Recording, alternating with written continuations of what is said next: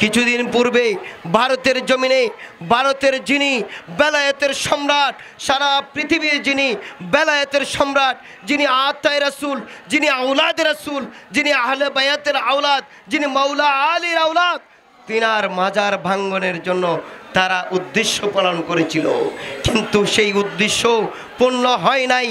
আল্লাহর ওলিদের শক্তি, আল্লাহর ওলির কারামত, হযরতে খাজা গরিবে নওয়াজ রহমতুল্লাহ আলাইহির গরিবে নওয়াজের এমন পাওয়ার, গরিবে নওয়াজের পাওয়ার ঢেলে দিয়ে এমনভাবে ঢেলে দিয়েছে হাজার হাজার হিন্দু বুদ্ধরা এখন মুসলমান হতে যাচ্ছে। কন্যা আলহামদুলিল্লাহ।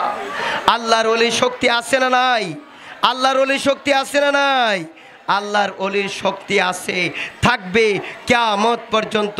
আল্লাহর ওলিদেরকে আল্লাহ পরিচালনা করবে। কথা বলেন ঠিক কিনা? দেখেন, খাজা বাবার দরবার, আওলাদে রাসূলের দরবার, আওলাদে রাসূলের দরবার, মাওলা আলীর আওলাদ, যিনি হচ্ছেন মাওলা আলীর আওলাদ, তিনার মাজার ভাঙন করার জন্য যাচ্ছিল, কিন্তু আল্লাহ পাক এমন এক কারামতি দেখাইয়েছেন, খাজা বাবার বেলায়েতের শক্তি দিয়ে এমন এক কারামত দেখিয়েছেন, হাজার হাজার ইহুদিরা, হাজার হাজার নাস্তিকরা এখন কি কালেমা পড়তে শুরু করছে। এখন পর্যন্ত মাজারে শুয়ে থেকেও আল্লাহর ওলির কারামতের শক্তি দিয়ে তিনি কি করলেন? জমিনের মধ্যে কালেমার দাওয়াত পৌঁছাচ্ছেন। কন্যা আলহামদুলিল্লাহ। পর্যন্ত লক্ষ লক্ষ আউলিয়া বাংলার জমিনে আল্লাহ পাক উৎপত্তি দিয়েছেন। সকলে বলে আলহামদুলিল্লাহ। দেখুন, এখন আল্লাহর ওলিদের উপরে এমন ধরনের কিছু টুপিওয়ালা, দাড়িওয়ালা, পাগড়িওয়ালা দেখবেন আল্লাহর ওলিদের উপরে, আল্লাহর ওলিদের আশেকদের উপরে অত্যাচার জুলুম করে। কথা বলেন ঠিক কিনা? কেন করে? কারণ তাদের বিদ্বেষটা হলো এই জায়গায়, তাদের পূর্বপুরুষ কেন আল্লাহর ওলিদের হাত মোবারক ধরে কেন মুসলমান হয়েছিল, এই জন্য এটা হলো তাদের বিদ্বেষ, তাদের রক্তের তাসির। পূর্বে যে ছিল নাস্তিক, পূর্বে যে ছিল মালওয়ান, ওই মালওয়ানের রক্ত যাদের মধ্যে তাসির করে, তারাই একমাত্র তারাই আল্লাহর ওলির বিরুদ্ধে কথা বলে, আল্লাহর ওলির মাজার ভাঙ্গনে যায়, আল্লাহর ওলিদের বিরুদ্ধে, আশেকদের বিরুদ্ধে কথা বলে। কথা বলেন ঠিক কিনা? কিছুদিন পূর্বে ভারতের জমিনে ভারতের যিনি বেলায়েতের সম্রাট, সারা পৃথিবীর যিনি বেলায়েতের সম্রাট, যিনি আতায়ে রাসূল, যিনি আওলাদে রাসূল, যিনি আহলে বায়াতের আওলাদ, যিনি মাওলা আলীর আওলাদ, তিনার মাজার ভাঙ্গনের জন্য তারা উদ্দেশ্য পালন করেছিল, কিন্তু সেই উদ্দেশ্য পূর্ণ হয় নাই। আল্লাহর ওলিদের শক্তি, আল্লাহর ওলির কারামত, হযরতে খাজা গরিবে নওয়াজ রহমতুল্লাহ আলাইহির গরিবে নওয়াজের এমন পাওয়ার, গরিবে নওয়াজের পাওয়ার ঢেলে দিয়ে এমনভাবে ঢেলে দিয়েছে হাজার হাজার হিন্দু বুদ্ধরা এখন মুসলমান হতে যাচ্ছে। কন্যা আলহামদুলিল্লাহ। আল্লাহর ওলির শক্তি আছে না নাই? আল্লাহর ওলির শক্তি আছে না নাই?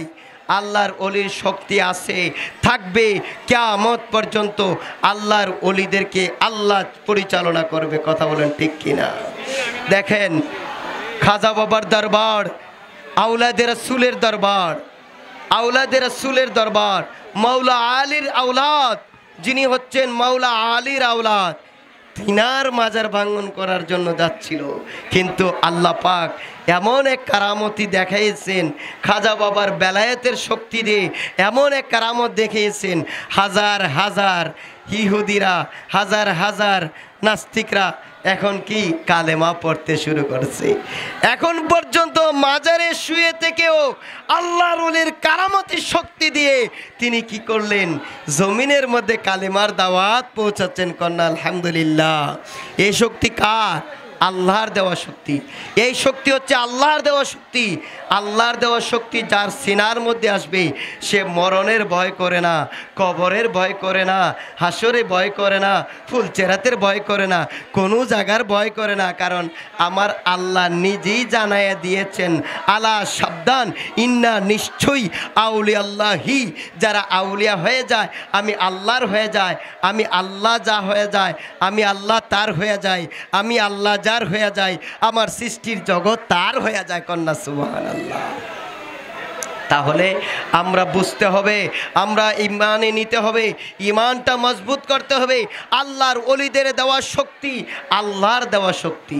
আল্লাহর ওলিদেরকে যে শক্তি আল্লাহ দিয়েছেন সেই শক্তির বলেই আল্লাহর ওলিরা খেলা করে। কথা বলেন ঠিক কিনা? আল্লাহর ওলিদের খেলা করার ক্ষমতা নাই, কিন্তু আল্লাহ ক্ষমতা দিয়েছেন বলে তারা খেলতে পারে। আল্লাহর দেওয়া শক্তির বলে তারা খেলা করে। এই জন্য আল্লাহর ওলিদের কাছে আবার সাবধান বলা হয়েছে। কেন বলা হয়েছে? এই যুগে যে কিছু নাস্তিকরা আল্লাহর ওলির বিরুদ্ধে কথা বলবে, এদের জন্য সাবধানতা করা হয়েছে। বলা হয়েছে আল্লাহ সাবধান। এই সাবধান কোন সাবধান? এই সাবধান হচ্ছে সেই সাবধান যেই সাবধান হচ্ছে আজকের জামানার যারা নাস্তিকরা, যারা মুসলমানের সুরত ধরিয়া মুসলমান দাবি করে আবার মাজার ভাঙানো যায়, আল্লাহর ওলিদের ওপর অত্যাচার করে, জুলুম করে, বেবিচার করে। কারণ সে জানে না আল্লাহর ওলির শক্তিটা কোথায় থেকে আসে। আল্লাহর ওলিদের শক্তি হচ্ছে আল্লাহর কুদরতের শক্তি, আল্লাহর দেওয়া শক্তি। এই আল্লাহর দেওয়া শক্তি যার সিনার মধ্যে নিয়ে বসবাস করে। আজকে যার দরবারে আসছি হযরত মজনু শাহ রহমাতুল্লাহ আলাইহি, উনার ক্ষমতার বলে, সিনার ক্ষমতার বলে, বেলায়েতের ক্ষমতার বলে আজকের এই লক্ষ লক্ষ মানুষ আসতেছে। উনি কি নিজে কাউকে দাওয়াত দিয়েছেন? দেন নাই। কিন্তু উনাকে বহু বছর পরে, প্রায় শত শত বছর পরে দেখা যায় আল্লাহর ওলি কিভাবে প্রকাশ পেয়েছেন। কোনো না কোনো মাধ্যমে, কোনো না কাউকে স্বপ্নের মাধ্যমে দেখায় দিয়েছেন যে তুমি আমাকে একটু সেবা করো, তুমি আমার কাছে আসো, আমার কাছে বসো। এইভাবে বসতে বসতে 2 জন 5 জন 7 জন 10 জন হইতে হইতে আজকে এই লক্ষ জনতা। কথা বলেন ঠিক কিনা? এই নোয়াপাড়া এলাকায় এই 5 নম্বরে হযরত মজনু শাহ রহমাতুল্লাহ আলাইহি, যার বেলায়েতের পাওয়ারে হাজার হাজার নারী পুরুষরা আল্লাহর ওলির কদমে এসে আল্লাহর ওলিকে চুম্বন খায়, আল্লাহর ওলির দরবারে আসিয়া আল্লাহর দরবারে চায়। আল্লাহ তার ডাকটা কবুল করে বিভিন্ন মুসিবত থেকে উদ্ধার করে। সন্তান নাই সন্তান পায়, সন্তান নাই সন্তান পায়, অসুস্থ হইয়া আসে সুস্থ হইয়া যায়। আল্লাহর দেওয়া শক্তির বলে তারা সুস্থ হয়ে যায়। কথা বলেন ঠিক কিনা? তো আল্লাহ যদি তাদেরকে সেই পাওয়ার না দিত তাহলে তার কি ক্ষমতা ছিল? আর কত কবরস্থানে গিয়ে দেখেন একটা হাড্ডি পর্যন্ত পাওয়া যায় না। কি বলেন?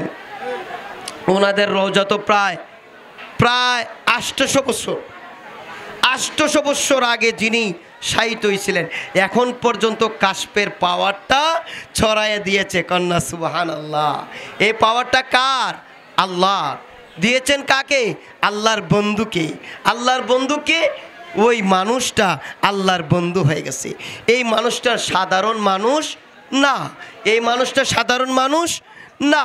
সাধারণ মানুষ এক পর্যায়ে আল্লাহ ওয়ালা, আল্লাহর দরবার, আউলিয়ার দরবার, এই দরবারে শুধু একটু নিয়ামত, একটু বরকত নেওয়ার উদ্দেশ্যে আমরা একমাত্র আগমন করেছি। এই দরবারের পক্ষ থেকে যতটুকু সময় আমাকে দেওয়া হয়েছিল ততটুকু সময় আলোচনা করেছি। এতে যদি কেউ কষ্ট পেয়ে থাকেন বাবা আল্লাহর হস্তে মাফ করে দিন। আর ওলি আল্লাহর পক্ষে কথা বলা একমাত্র আমার একমাত্র পাওয়া, একমাত্র চাওয়া। আমার জীবন যদি দিতে হয় তো সমস্যা নাই, কিন্তু ওলি আল্লাহর বিরুদ্ধে একটা কথা বলা আমার পক্ষে সম্ভব না। ওয়া আখিরি দাওয়ানা আলহামদুলিল্লাহি রাব্বিল আলামিন।